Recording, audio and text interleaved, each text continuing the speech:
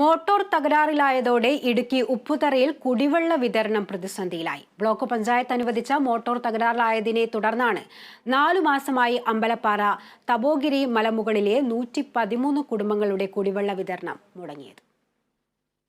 2016-17 ഇടുക്കി ജില്ലാ പഞ്ചായത്താണ് അമ്പലപ്പാറ താപോഗിരി ശുദ്ധജല വിതരണ പദ്ധതിക്ക് 41 ലക്ഷം രൂപ അനുവദിച്ച് നിർമ്മാണം പൂർത്തിയാക്കിയത്. ആരംഭകാലം മുതൽ കുടിവെള്ള പദ്ധതികൾ വിവിധ പ്രതിസന്ധികൾ നേരിട്ടു.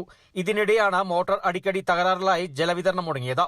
പുതിയ മോട്ടോർ വേണമെന്ന ആവശ്യം ശക്തമായതോടെ കട്ടപ്പന ബ്ലോക്ക് പഞ്ചായത്ത് 2.6 ലക്ഷം രൂപ ചെലവഴിച്ച് പുതിയ മോട്ടോർ സ്ഥാപിച്ചു. എന്നാൽ 1 വർഷം തികയും മുൻപ് ഈ മോട്ടോറും പണിമുടക്കി.